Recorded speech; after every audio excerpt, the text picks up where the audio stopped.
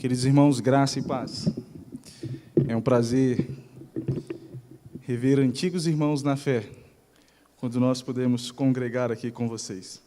Naquela época, Epitácio não tinha cabelos brancos, como tem hoje. Nem eu, Epitácio. Se você vê de longe assim, eu não tenho cabelos brancos, mas de perto eu não posso dizer tanto. O tempo passa. É bom rever muitos dos irmãos aqui e também conhecer novos irmãos, daqueles que eu não conhecia. Está ali minha esposa, eu acho que Ítalo deve estar dormindo, e Pietro já desceu. Então foi um tempo bom em que nós passamos aqui, temos servido a Deus nesse ministério. Quero convidá-los a abrirem suas Bíblias juntamente comigo na Palavra de Deus, no Evangelho do nosso Senhor Jesus Cristo, conforme escreveu Lucas, capítulo de número 6, versículo de número 43, até o versículo de número 45.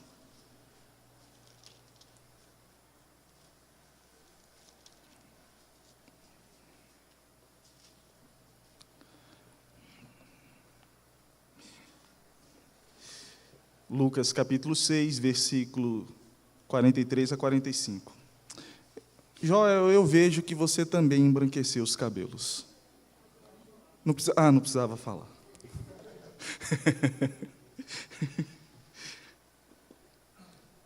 Diz assim a palavra do nosso Deus, Lucas, capítulo de número 6, verso 43 a 45. Não há árvore boa que dê mau fruto, nem tampouco árvore má que dê bom fruto. Porquanto cada árvore é conhecida pelo seu próprio fruto, porquanto não se colhem figos de espinheiros, nem dos abrolhos se vindimam uvas. O homem bom do bom tesouro do coração tira o bem, e o mal do mau tesouro tira o mal, porque a boca fala do que está cheio o coração. Oremos.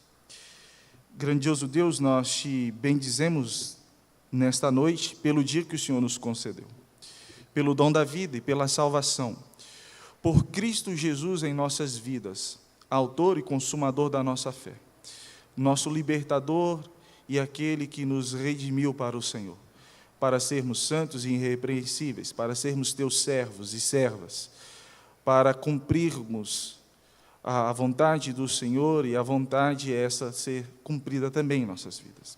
Agora, quando nós aqui estamos, quando nós nos congregamos para prestar-te culto, também queremos ouvir as tuas santas palavras. Que elas nos edifiquem, que elas nos transformem, que ela venha, ó Deus, moldar o nosso coração e que ele venha ser conforme somente o teu querer. E que em tudo possamos te dar graças e em tudo glorificarmos ao Senhor, naquilo que tu fez, faz e ainda há de realizar em nós e por meio de nós. Assim oramos e te agradecemos em Cristo Jesus. Amém e amém.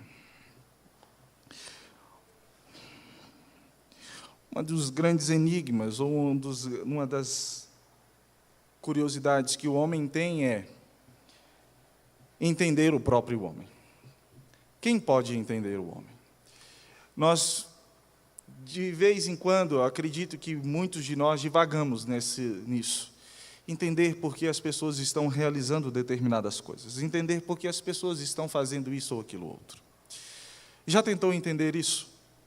Já parou para pensar por que crianças tão pequenas, ou os nossos filhos, que hoje, para alguns já estão grandes, para outros eles ainda são pequenos, já tentou entender por que eles são teimosos, ou porque eles procuram tenazmente ser desobedientes? Já parou para pensar e entender por que em uma conversa, um amigo seu, ele se descontrola, ele fica nervoso por causa de uma determinada conversa? Por que adolescentes, crianças, quando chegam à adolescência e vão ficando tão irritados quando os pais falam com eles? Por que, amados irmãos, fulano é consumido pela depressão? Porque fulano também é consumido pelo desespero? Algumas vezes nós nos deparamos com essas situações e perguntamos, qual é a razão disso? Por que um homem ou uma mulher se arrisca por perder a sua família por 20 minutos de prazer sexual? Por quê? Você fica tão irritado no trânsito. Já se perguntou por que isso acontece? Por quê? Um casal que você vê e conhece há muito tempo, e que viviam dias de romance, agora se encontram em um pé de guerra. Qual é a razão disso? Por que, queridos, aquela pessoa, um Beltrano, de repente é tão crítico? Ou porque Ciclano é tão controlador? Essas são as perguntas da vida que nós fazemos. Quando nós somos crianças, nós enchemos os nossos pais de porquê. Por que isso, por que aquilo? Quando nós chegamos na fase adulta, nós também tentamos entender qual é a razão das coisas. Por que isso ou aquilo acontece? Por que essas coisas estão acontecendo? Por que as pessoas fazem o que fazem? Nós nos perguntamos isso todos os dias. Por que essas coisas acontecem? E a resposta mais simples e bíblica que nós podemos dar a essas perguntas, a esses questionamentos, olhando para o texto, a razão se encontra no coração. O coração é a raiz de todas essas coisas. O coração, queridos, na Bíblia, ele é extremamente explorado, mas pouco compreendido. O porquê a Bíblia dá tanta ênfase na questão do coração. No Ocidente, quando se fala de coração, ele é visto como o campo do romance. Dia dos Namorados, por exemplo, é o dia onde as pessoas, quando falam em questão de namoro, coraçõezinhos aparecem. É tempo de você dar flores, é tempo de você ser romântico. Mas, no Oriente, de um ponto de vista bíblico, o coração é visto como uma categoria essencial para a vida do ser humano. Não é possível você compreender o ser humano se você não entender o coração. É necessário, então, saber como funciona o coração do ser humano.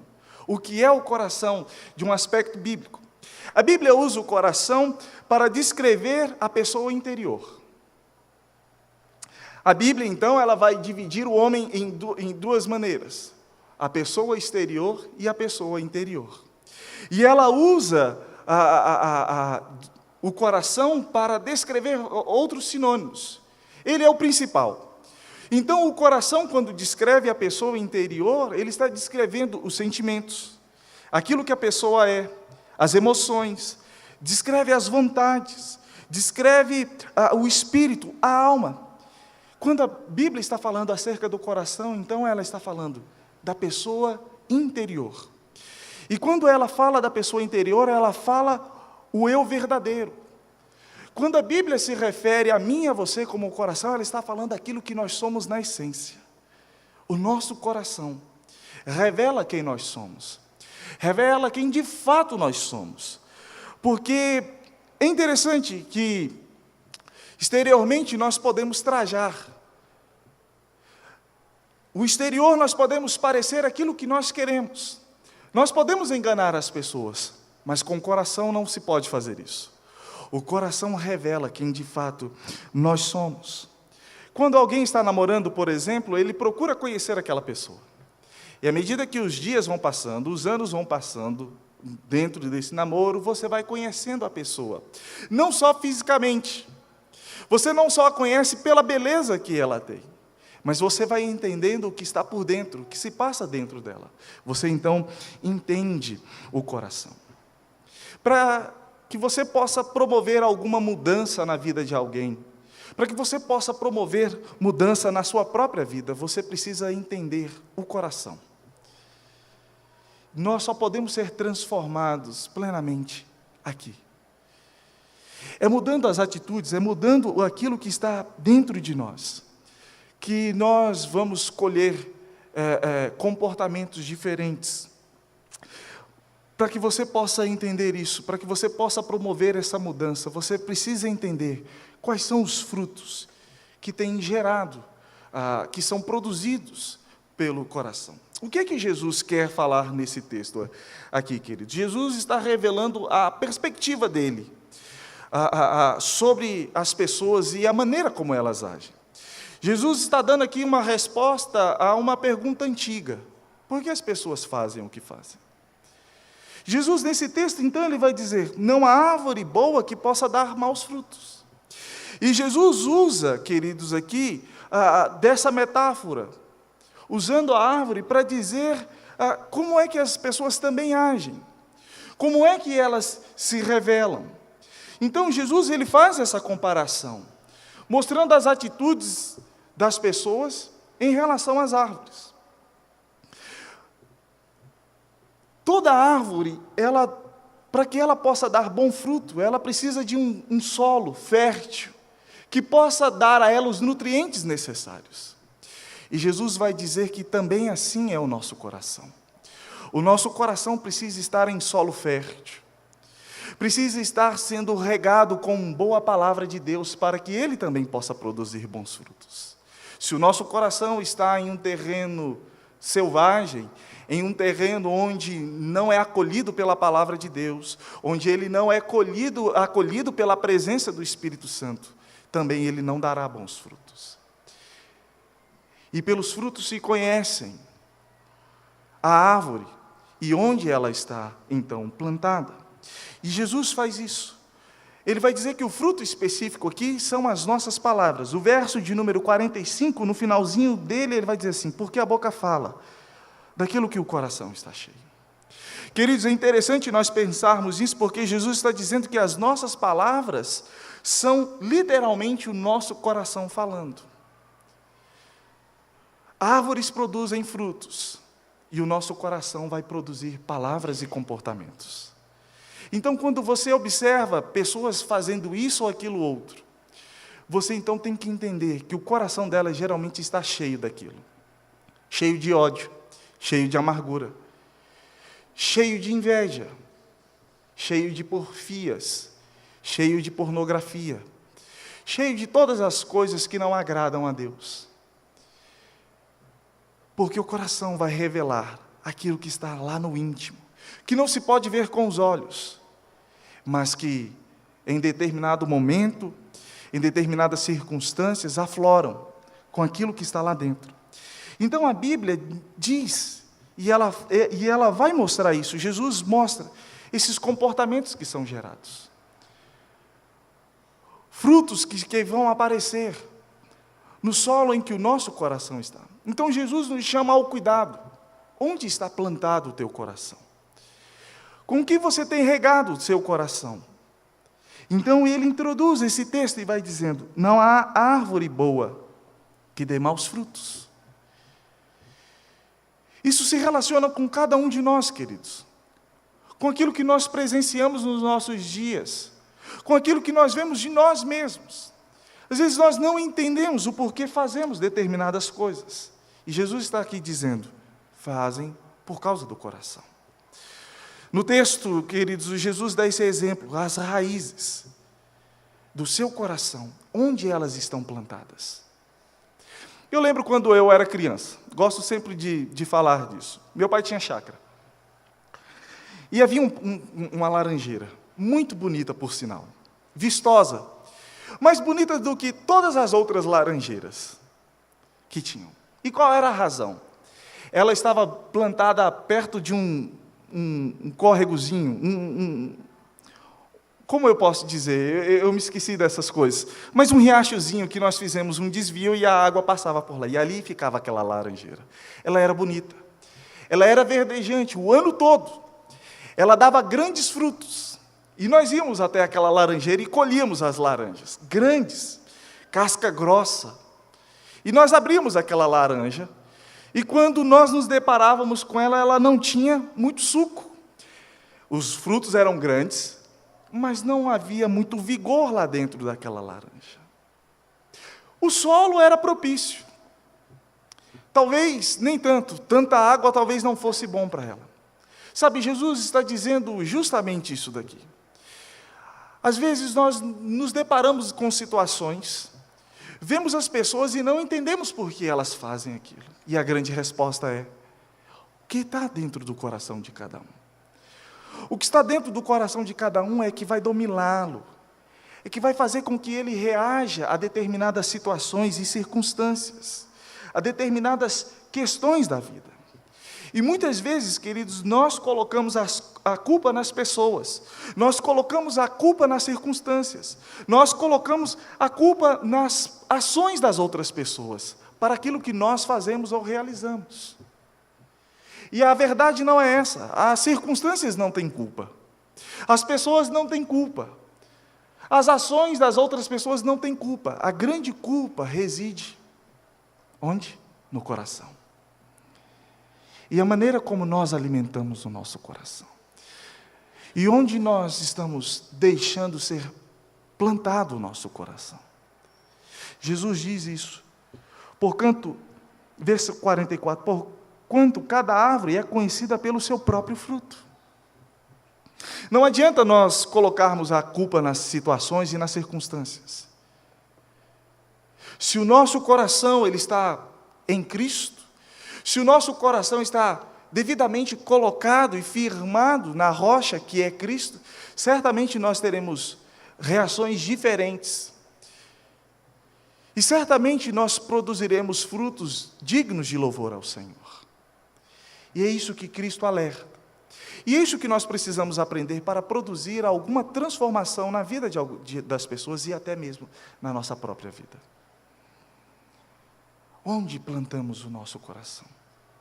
Com que temos regado? Jesus, ele deu um exemplo muito claro dessas coisas. O seu coração esteve sempre ligado ao Pai.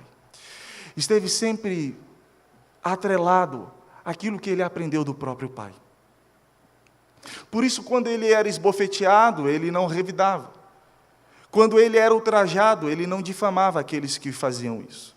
Quando ele era perseguido, ele não planejava e arquitetava planos com seus discípulos para retornar aquilo que lhe era feito.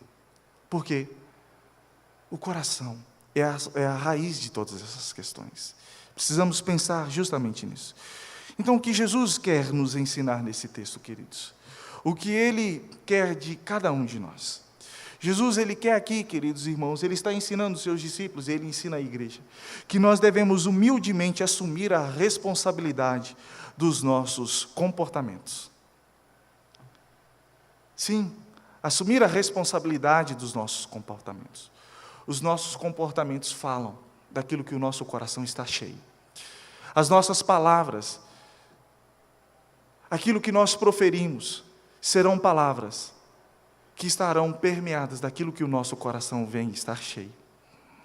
E nós não podemos mudar isso. Se eu tenho inveja, eu vou produzir comportamentos de inveja.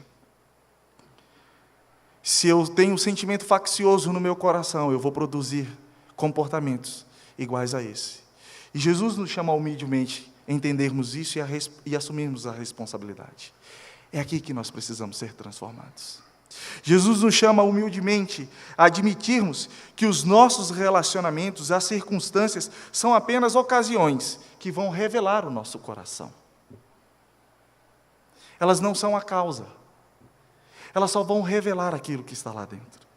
Então, é no coração que nós precisamos entender que ele é a fonte, muitas vezes, das enrascadas e dos problemas que nós nos metemos.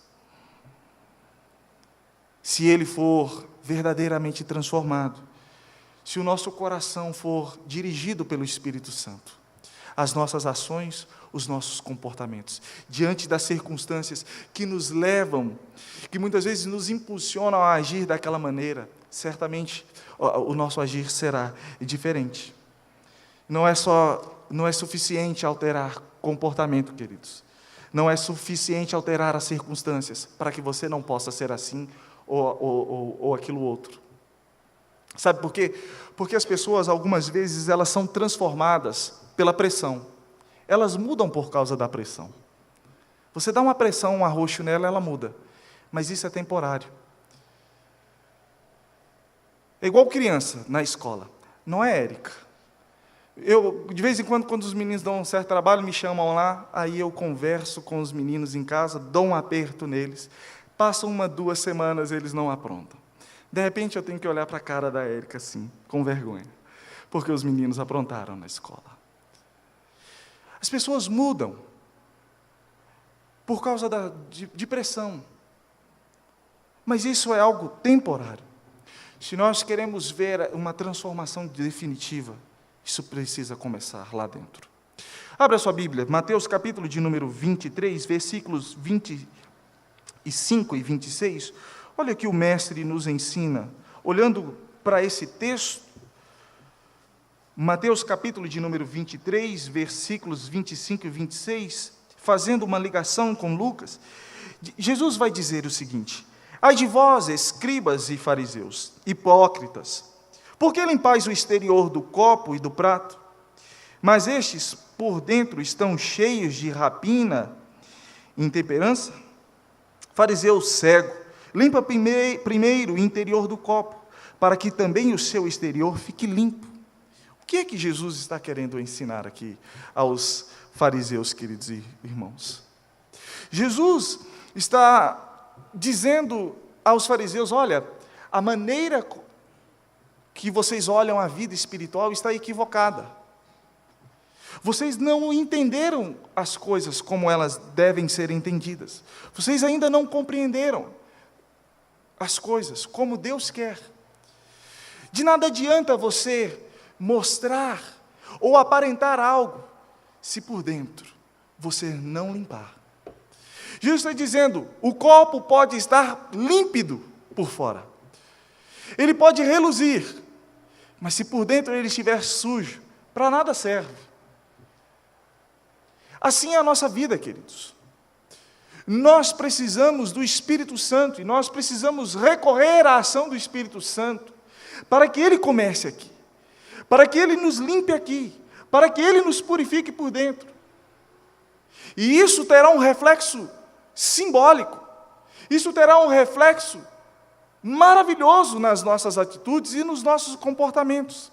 E Jesus está censurando aqui os fariseus, e os chamam de hipócritas, com toda a razão, porque o próprio Cristo vai censurar aqueles homens, dizendo: olha, vocês colocam um fardo muito pesado sobre os homens, mas vocês nem com um dedo têm a coragem de dar um auxílio, porque vocês se julgam melhores, porque a aparência de vocês transparece algo que aos homens é muito bom, mas eu conheço o vosso coração. Eu sei que por dentro de vocês há todo tipo de falcatrua. Eu sei que no coração de vocês há toda sorte de maledicência. Porque vocês não começaram com o principal, limpando aqui por dentro. Vocês fizeram o exterior e ele parece estar perfeito, muito bonito. Mas nada adianta se não começar aqui. Ah, queridos, como nós precisamos, como crentes nos nossos dias, sermos transformados aqui. Nós já o somos, mas ainda há muitas coisas que nós escondemos. Há cantinhos que nós não, no nosso coração, que nós não deixamos Jesus Cristo entrar para que Ele possa ir lá arrumar, para que Ele possa fazer a faxina. Porque são cantinhos onde nós vamos adulando, onde nós vamos guardando, porque aquilo nós não queremos largar.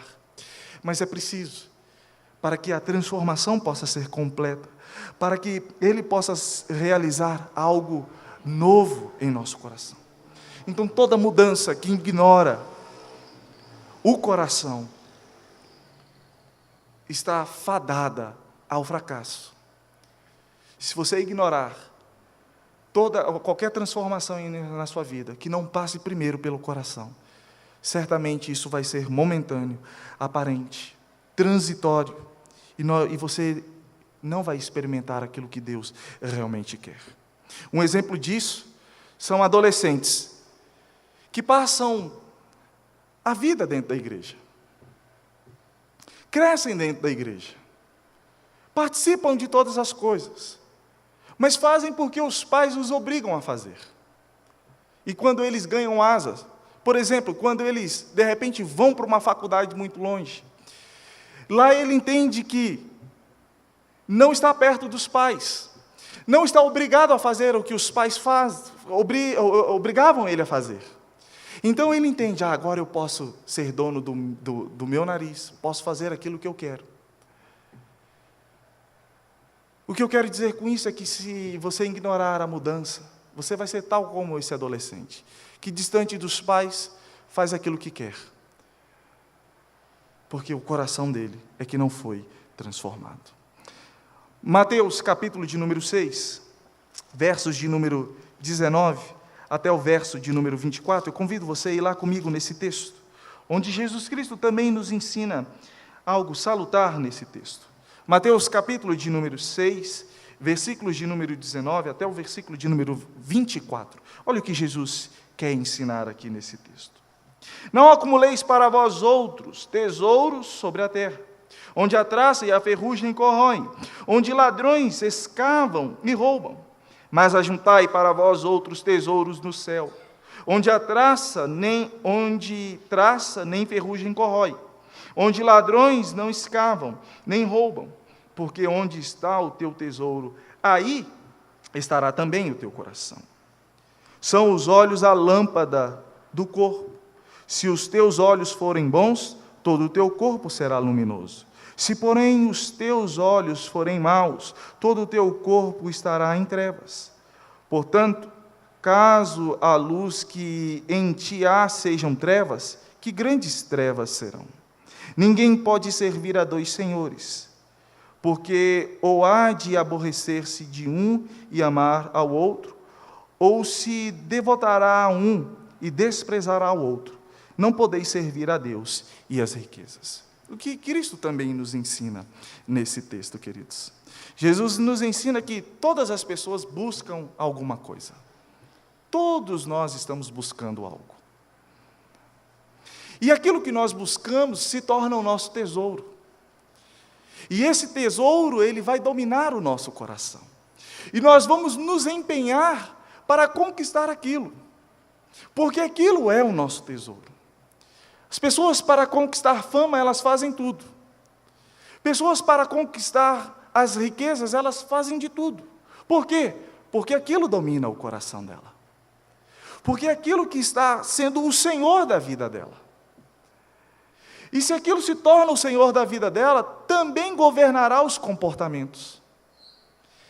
Entenda então por que Jesus está alertando e está ensinando à igreja e nos ensina que nós precisamos começar pelo coração. Jesus está dizendo: onde estiver o teu tesouro, também estará o teu coração. E ele dominará o desejo daquilo que é o teu tesouro, dominará o teu coração. Fará de você um escravo de todas essas coisas. Há só dois tipos de tesouro, queridos irmãos: o terreno e o celestial. E seja qual ele for, que estiver dentro do seu coração, ele vai te dominar. Ele vai te possuir. Ele vai dirigir a sua vida. E voltamos então para o texto, mais uma vez, onde diz Jesus Cristo, que não há árvore má, que não há árvore boa que dê maus frutos. Onde está o teu coração? Onde está a tua vida? Onde você tem colocado a primazia das coisas dentro do seu coração? Às vezes nós entulhamos o nosso coração com tudo aquilo que não presta, com tudo aquilo que não procede de Deus, com tudo aquilo que não agrada a Deus, e queremos resultados diferentes. Não é possível. Não é possível. Não é possível colher transformações dentro do nosso lar se não transformarmos o que está aqui. Não é possível colher atitudes novas das pessoas se primeiramente não começar lá dentro do nosso coração. Aquilo que nós colocarmos no nosso coração certamente nos dominará. Em vez disso, sabe o que nós precisamos?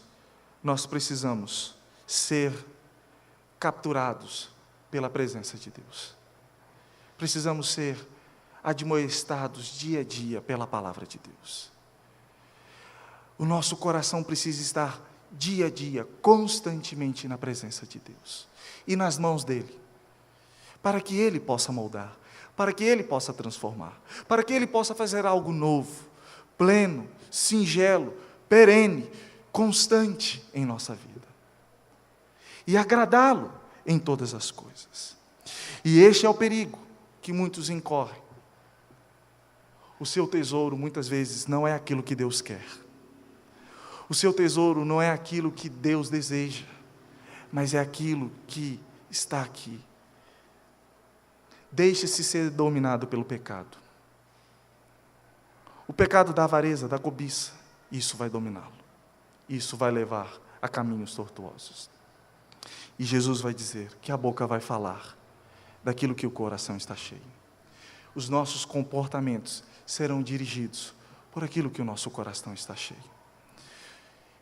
E o alerta é, humildemente, nos debruçarmos e darmos o nosso coração ao Espírito Santo, para que Ele trabalhe e Ele transforme a nossa vida e a vida de outros, quando nós entendermos o que se passa no coração das vidas das outras pessoas. E assim possamos promover uma transformação, não por nós mesmos, mas por aquilo que Deus é capaz de fazer em cada um de nós. Vamos orar. Deus, eis-nos aqui mais uma vez, mais um domingo. Já há mais de 60 dias se passaram deste novo ano que se iniciou. E o que de fato foi mudado em nossa vida? O que de fato nós deixamos o Senhor mudar? O que de fato nós deixamos, qual o cantinho do nosso coração nós deixamos o Senhor entrar? Aquela porta onde o Senhor tanto bate, que o Senhor quer entrar para fazer transformações. De fato nós convidamos o Senhor para realizar transformações ali? Os dias vão passando, Deus. Muitas vezes as coisas não mudam. E não mudam por quê? Porque o nosso coração está entulhado de coisas que não vêm do Senhor. Oh Deus, nós precisamos e nós desejamos dias melhores. Nós desejamos transformações, algo novo. Mas é preciso que o Senhor trabalhe lá no íntimo do nosso ser, naquilo que nós de fato somos, que está lá dentro do nosso coração. É aí onde o Senhor precisa transformar. É aí onde o Senhor precisa entrar e fazer o que é preciso ser feito.